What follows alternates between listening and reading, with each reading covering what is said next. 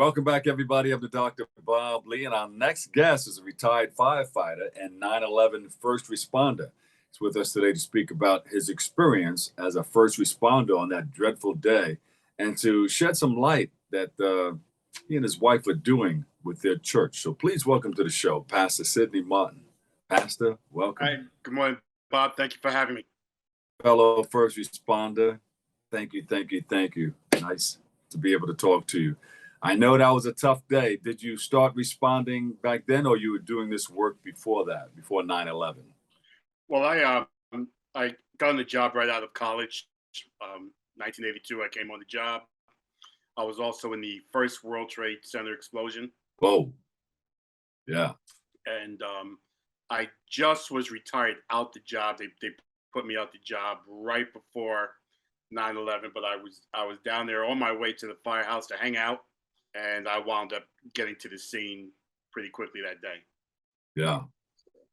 That was a terrible experience. I was watching right from where I am right now. I was filing a report. I think it was the preliminaries. So everybody was talking about that. They were voting that morning, and I was covering people getting responses from the train stations and bus stops. And I came up here to put it all together, and I was sending it across, and it didn't go. And I was wondering what was going on. So I leaned back. I said, after my third try, I said, "Oh, shoot." I said, "Oh, shoot, Pastor." Yeah, I all said, right. "Oh, shoot." And then I look over to my left. I could see the Twin Towers and, of course, the Empire State Building in the city. Mhm. I looked over to my left, and I said, "Oh, my God, there's a fire." And I thought maybe a small plane hit it, but you know the whole story. I watched the whole thing fall down, everything right from here. Um, but how was that experience for you that day? Um, it was uh, well, nothing ever like that has happened before, so none of your training really has prepared you for it. Yeah. Uh, there's a certain feeling in your gut that this is different.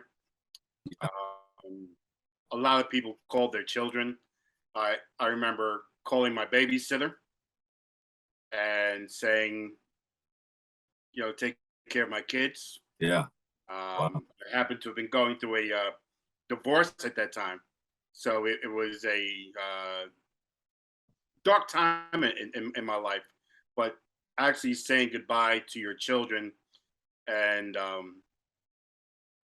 so it was a rough time because we've always been in those buildings.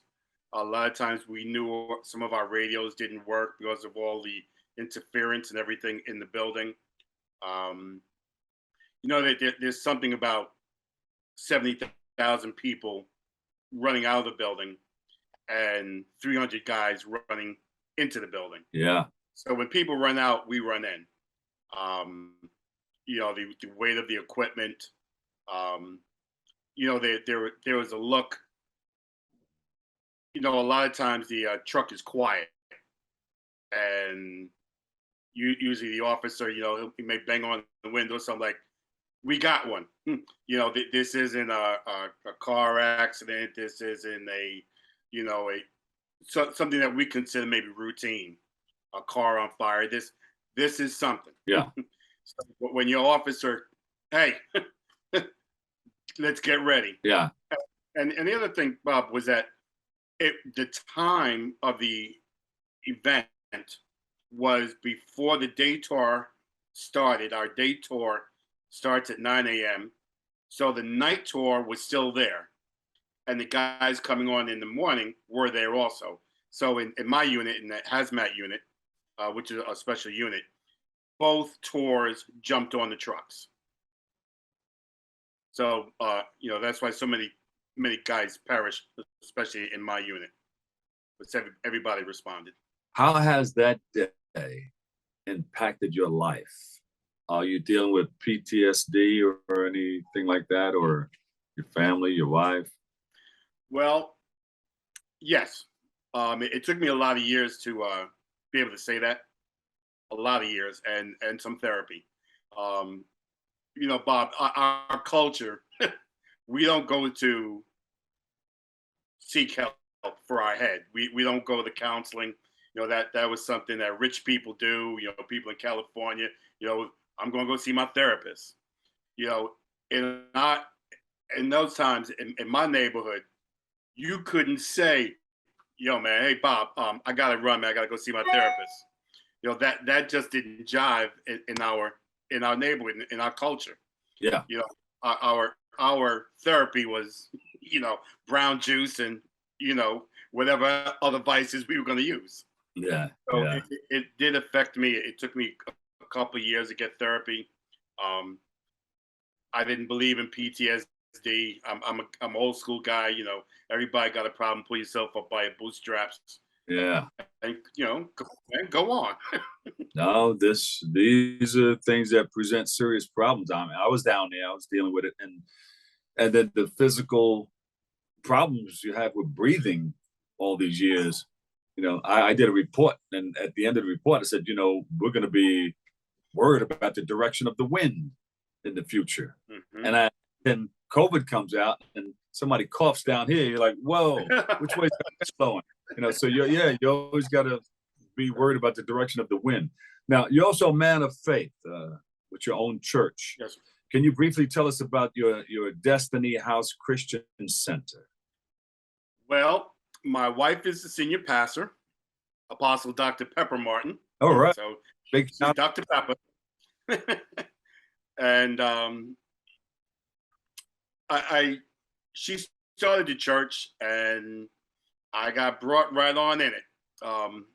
Unbeknownst to me, Bob, I've been prepared that there's a dialectic between being the husband and the man not being the senior pastor. Yeah, yeah. My wife is called. My wife has a gift.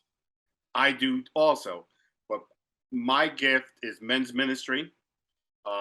I was a cameraman. I was involved in media and editing, and so my wife really married with benefits. Yeah. But she is a true woman of God. I was fortunate that God brought her into my life.